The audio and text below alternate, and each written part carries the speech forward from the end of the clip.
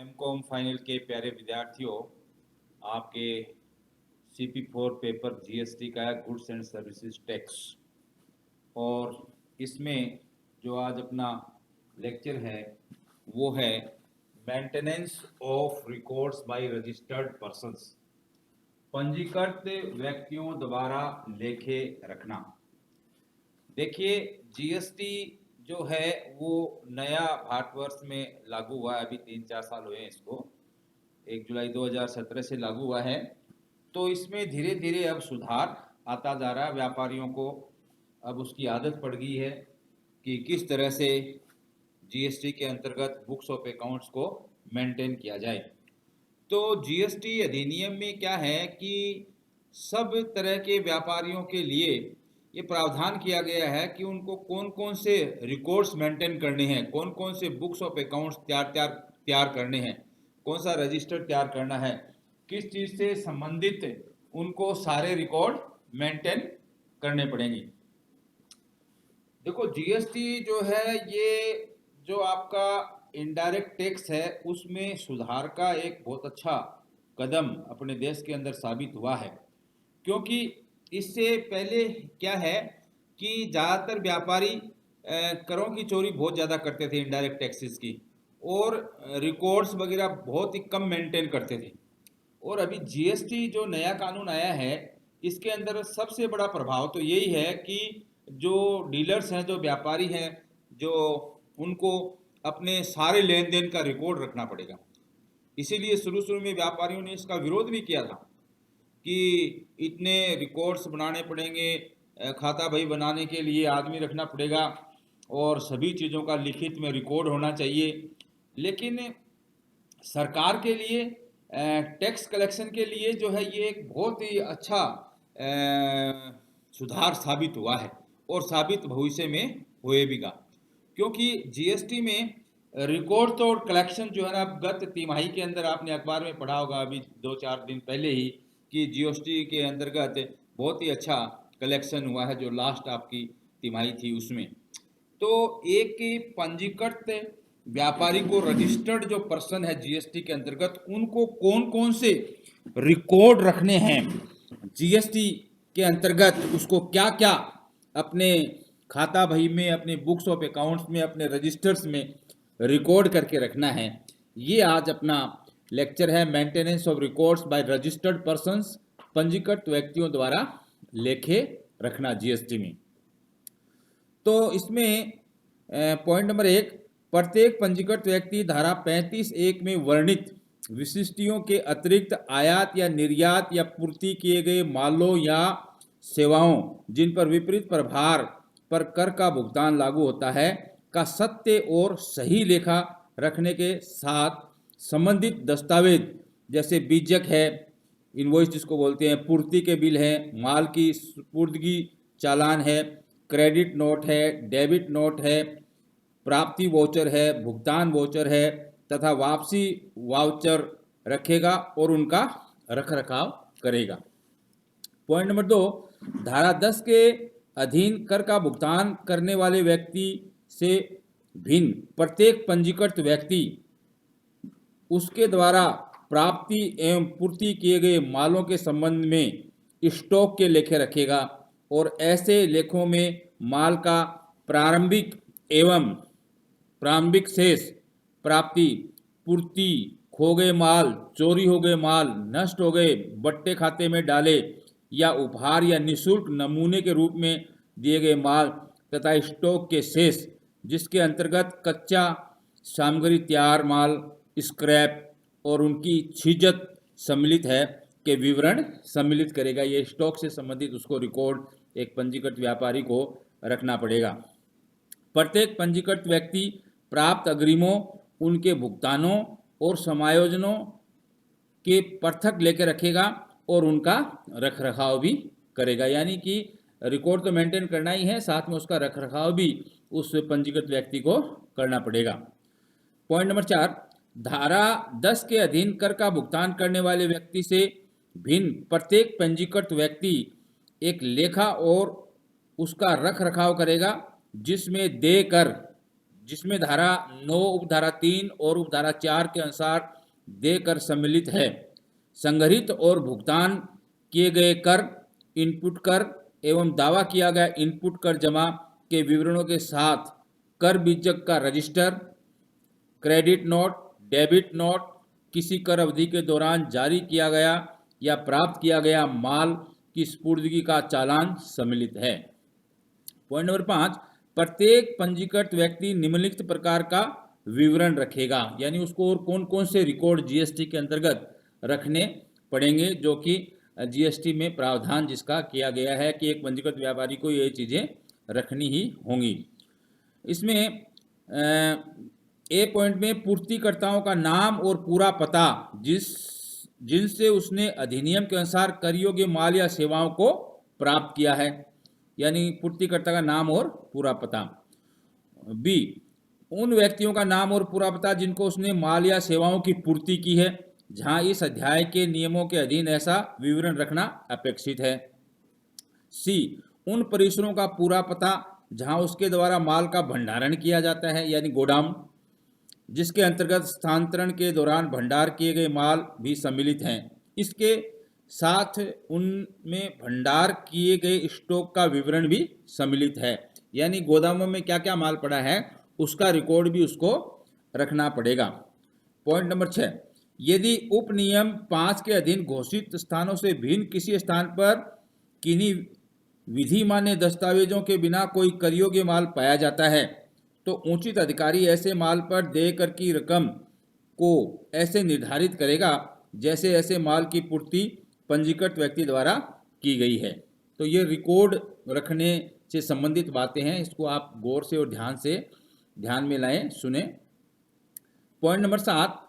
प्रत्येक पंजीकृत व्यक्ति लेखा बहियों को और उसके पंजीकृत प्रमाण पत्र में वर्णित अतिरिक्त कारोबार के स्थान से संबंधित लेखा बहियों को, जिसमें ऐसी अन्य लेखा बहियों में किसी इलेक्ट्रॉनिकी युक्ति में एकत्रित डाटा का कोई अन्य प्रारूप भी सम्मिलित है, कारोबार के मूल स्थान पर रखेगा। पॉइंट नंबर 8, रजिस्ट्रों,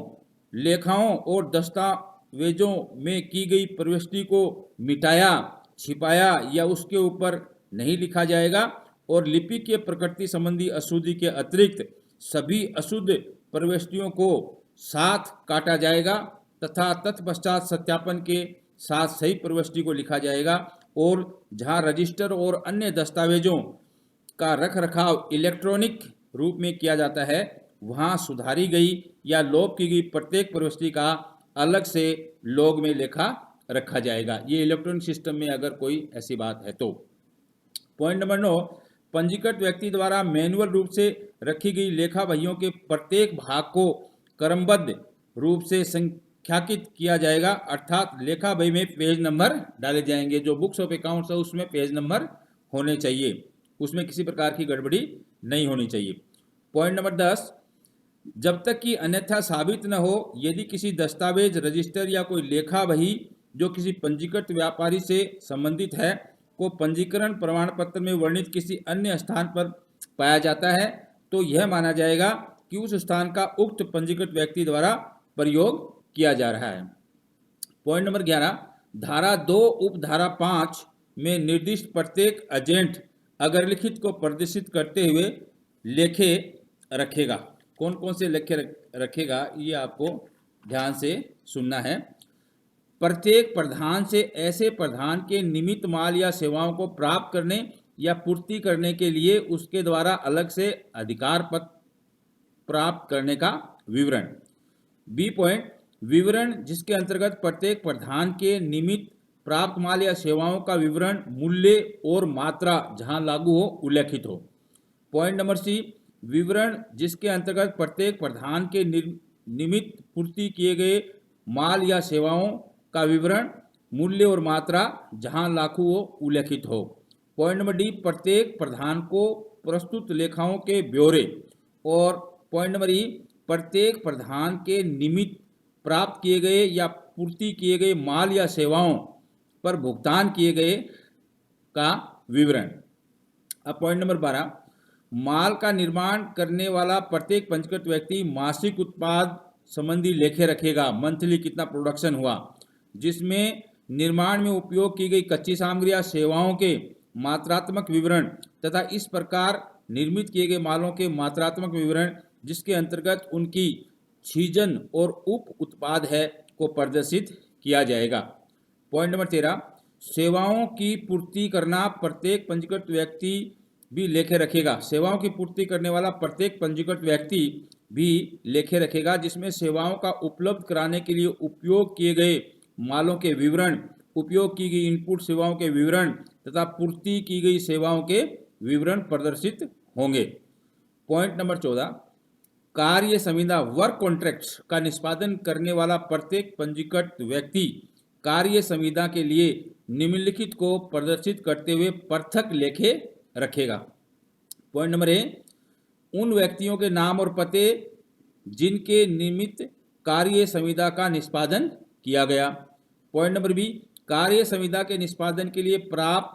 माल या सेवाओं का वर्णन, मूल्य और मात्रा जहां लागू हो। पॉइंट नंबर सी, कार्य संविदा के निष्पादन के लिए उपयोजित माल या सेवाओं का वर्णन, मूल्य और मात्रा जहां लागू हो। पॉइंट नंबर डी, प्रत्येक कार्य संविदा के संबंध में प्राप्त भुगतान का विवरण। पॉइंट नंबर ई, उन पूर्तिकर्ताओं के नाम और पते जिनसे उसने माल और सेवाएं प्राप्त की है। पॉइंट नंबर 15, इस अध्याय में वर्णित अभिलेखों को इलेक्ट्रॉनिक प्रारूप में भी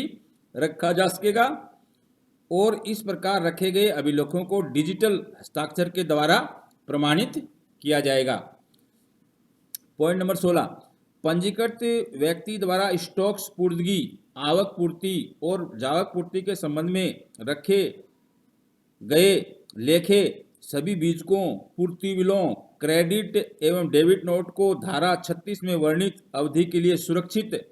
रखा जाएगा और जहां ऐसे लेखों और दस्तावेजों का अनुसरण मैनुअल रूप से किया जा रहा है वहां उनको पंजीकरण प्रमाण पत्र में वर्णित कारोबार के प्रत्येक संबंधित स्थान पर रखा जाएगा और जहां ऐसे अभिलेखों और दस्तावेजों को रखरखाव डिजिटल रूप से किया जाता है